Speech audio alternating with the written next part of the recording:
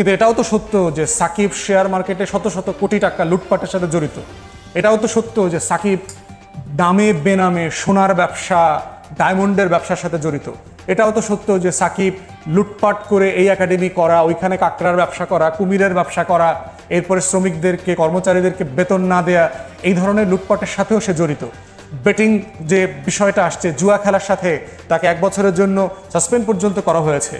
সে বাংলাদেশের ক্রিকেটকে অথবা বাংলাদেশের লাল পতাকাকে সে কতটুকু ধারণ করে সেটা আসলে যথেষ্ট সন্দেহ করবার জায়গা কিন্তু এগুলো আছে। বাংলাদেশের আন্তর্জাতিকভাবে অনেক পরিচিত cricketer Shakib Al Hasan, one of the best all-rounders, তার ব্যাপারে অনেকগুলো ইস্যু এখন চলছে। একটা বিষয় হচ্ছে যে একটা টেস্ট হওয়ার কথা সাউথ আফ্রিকার বিরুদ্ধে, সম্ভবত মিরপুরে স্টেডিয়ামে, সেখানে সে খেলতে আসতে পারবে কি পারবে না একটা বিষয়।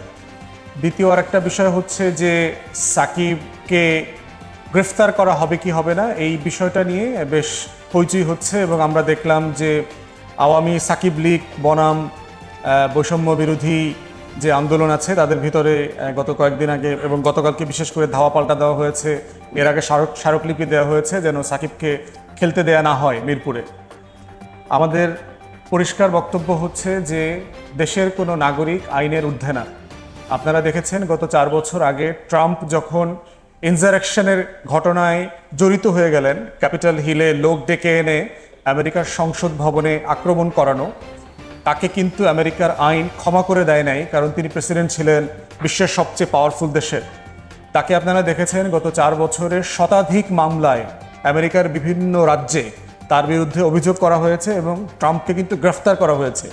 ডিটেইন করার পরে তাকে আবার কয়েক ঘন্টা পর বেইলও দিয়ে দেওয়া হয়েছে। দ্বিতীয়ত দেখেন, আমরা যখন 90-এর দশকে ছিলাম তখন আমেরিকার খুব বিখ্যাত ফুটবলার ছিলেন ওজে সিম্পসন। এখানে যারা মধ্যবয়সী মানুষ তাদের মনে থাকার কথা, তাকে কিন্তু স্ত্রীকে হত্যার দায়ে আমেরিকা তখন বিচারের মুখোমুখি করেছিল এবং সিএনএন তখন কোর্টরুম থেকে সিম্পসনের ট্রায়ালটাকে লাইভ দেখাইতো। লাইভ কেন দেখাইছে? কারণ হচ্ছে এমন একটা জনপ্রিয় মানুষ, তাকে যখন আসামি করা হচ্ছে, তাকে আসামি করাকে কেন্দ্র করে নিয়ে যেন আমেরিকার বিচার ব্যবস্থা নিয়ে তাদের নাগরিকদের মধ্যে কোনো প্রশ্ন তৈরি না হয়, এই জন্য একটা স্বচ্ছ প্রক্রিয়ার মধ্য দিয়ে পুরো বিচার প্রক্রিয়া সেখানে কন্ডাক্ট করা হয়েছে। বিশ্বখ্যাত বক্সার আছে আপনার মাইক টাইসন, যারা আপনার 90-এর দশক থেকে শুরু করে বক্সিং দেখেন, মাইক টাইসনকে আপনারা সবাই চিনবেন। মাইক টাইসন অনেকবার জেলে গেছেন। তো এই ধরনের অসংখ্য উদাহরণ আছে যারা বিশ্বের বিভিন্ন দেশে অলিম্পিকে গোল্ড মেডেলিস্ট ছিলেন, বিভিন্ন জায়গায় অত্যন্ত বড় আকারে বিখ্যাত খেলোয়াড় ছিলেন, এমন মানুষদেরকে বিচারের মুখোমুখি করা হয়েছে। কারণ এটাই হচ্ছে একটা রাষ্ট্রকে রাষ্ট্র বানায়, যে ক্রাইম, ফৌজদারি অপরাধ আর হচ্ছে অবদান, দুইটাকে গোলায় ফেললে চলবে না। এটা সত্য যে অবশ্যই বাংলাদেশের ক্রিকেটে সাকিবের অবদান আছে, আবার সাকিবও বাংলাদেশের লাল সবুজের পতাকা নিয়ে বিখ্যাত হয়েছে। কিন্তু এটাও তো সত্য যে সাকিব শেয়ার মার্কেটে শত শত কোটি টাকা লুটপাটের সাথে জড়িত। এটাও তো সত্য যে সাকিব নামে বেনামে সোনার ব্যবসা, ডায়মন্ডের ব্যবসার সাথে জড়িত। এটাও তো সত্য যে সাকিব লুটপাট করে এই একাডেমি করা, ওইখানে কাঁকড়ার ব্যবসা করা, কুমিরের ব্যবসা করা, এরপরে শ্রমিকদেরকে, কর্মচারীদেরকে বেতন না দেয়া, এই ধরনের লুটপাটের সাথেও সে জড়িত। বেটিং যে বিষয়টা আসছে, জুয়া খেলার সাথে তাকে 1 বছরের জন্য সাসপেন্ড পর্যন্ত করা হয়েছে। সে বাংলাদেশের ক্রিকেটকে অথবা বাংলাদেশের লাল পতাকাকে সে কতটুকু ধারণ করে সেটা আসলে যথেষ্ট সন্দেহ করবার জায়গা কিন্তু এগুলো আছে। বাংলাদেশের জাতীয় ক্রিকেট দলকে বাদ দিয়ে সে যখন তখন ইন্ডিয়াতে প্রিমিয়ার লিগ খেলতে চলে যায়, অন্য দেশে চলে যায়, ক্যারিবিয়াতে চলে যায়। তো এই সকল বাস্তবতায় আমাদেরকে মাথায় রাখতে হবে যে সাকিব ক্রিকেটার হিসাবে তার যে জাতির সম্মানের জায়গা আছে সেখানে আমাদের কোনো দ্বিমত নাই। কিন্তু এটাও মাথায় রাখতে হবে যে ক্রিকেট দলের ক্যাপ্টেন থাকা অবস্থায় কোনো ব্যক্তি একটা রাজনৈতিক দলে যোগ দিতে পারেন কিনা, তিনি একটা অনির্বাচিত ফ্যাসিবাদী সরকারের ডামি ইলেকশনে অংশগ্রহণ করতে পারেন কিনা। মাশরাফি এবং সাকিব ঠিক একই অন্যায় কাজগুলো করেছেন। যখন তার 4 ছক্কাতে অথবা উইকেট নেবার পরে যখন সারা বাংলাদেশ তাকে তালি দেয়, তখন শুধু আওয়ামী লীগের লোকরাই তাকে তালি দেয় না, তখন সারা বাংলাদেশের মানুষই তাকে তালি দিয়েছে। অতএব আজকের সাকিব হয়ে ওঠার পিছনে আওয়ামী ফ্যাসিবাদীদের কোনো কন্ট্রিবিউশন নাই, অবদান হচ্ছে সারা বাংলাদেশের। অতএব যেই বাংলাদেশ তাকে সাকিব বানিয়েছে লাল সবুজের পতাকা, এই সাকিব আওয়ামী ফ্যাসিবাদের দোসর হবার কারণে, তার যে বাটপারি এবং মানে অসভ্য আচরণগুলোর কারণে সে লাল সবুজের পতাকাকে ছোট করেছে, দেশের 20 কোটি মানুষকে ছোট করেছে, ক্রিকেট অঙ্গনের কোটি কোটি ভক্তকে সে ছোট করেছে। অতএব তাকে কোনোভাবেই ক্ষমা করা যাবে না, তাকে বিচারের মুখোমুখি করতেই হবে। এবং এই দুইটা জিনিসকে আমরা কোনোভাবে আলাদা করব না এবং একটা দিয়ে আরেকটাকে বাদ দেওয়া মাফ করার কোনো কিছু করব না। সে ক্রিকেটার, এখানে আমরা যেমন সম্মানের জায়গা আছে, এটা তার অবদানকে আমরা স্বীকার করব। তিনি ফৌজদারি অপরাধ করেছেন, দেশের গণতন্ত্র হত্যা, ভোটের হত্যা, মানবাধিকার লঙ্ঘনের নামে যে ফ্যাসিবাদী শাসন ব্যবস্থার সাথে তিনি অংশীদার ছিলেন, সেটাও তাকে মুখোমুখি হতে হবে। আপনারা জানেন কয়েকদিন পরে বাফুফের ইলেকশন আছে, বাংলাদেশ ফুটবল ফেডারেশন। বাফুফের নির্বাচনে 133 জন ভোটার আছেন।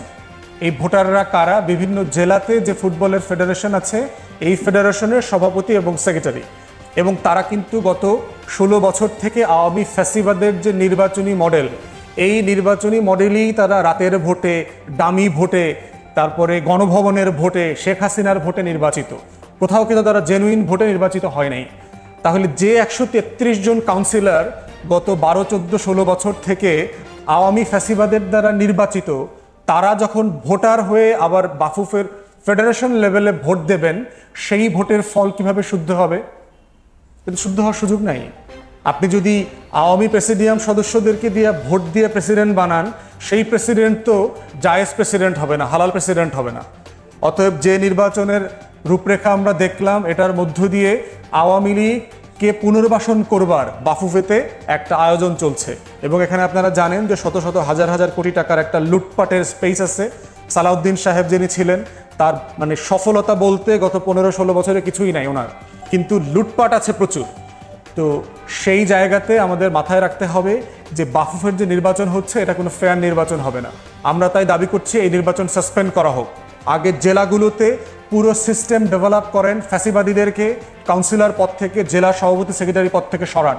একটা ফেয়ার নির্বাচনের মধ্য দিয়ে যখন কাউন্সিলর হবে, সেই কাউন্সিলরদের ভোটেই শুধুমাত্র বাফুফের সভাপতি, সেক্রেটারি, কেন্দ্রীয় কমিটি, নির্বাহী কমিটি নির্বাচিত হইতে পারে।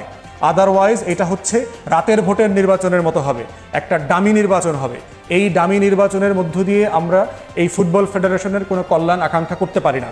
যদিও আমরা দেখতে পাচ্ছি যে ফ্যাসিবাদ বিরোধী আন্দোলনে সক্রিয় ছিলেন এমন অনেক রাজনৈতিক দলের নেতাকর্মীরাও এখানে অংশগ্রহণ করছেন, কিন্তু মাথায় রাখতে হবে 1-2 জনকে সিস্টেম করে সভাপতি অথবা সহসভাপতি করবার নির্বাচনের মাধ্যমে যেটা হচ্ছে, একটা আওয়ামী নির্বাচিত পরিষদকে বৈধতা দেবার চেষ্টা করা হচ্ছে। অতএব এই সিস্টেমটা মাথায় রাখতে হবে যেন ফ্যাসিবাদীদেরকে আমরা কোনোভাবে বৈধতা দেবার চেষ্টা না করি।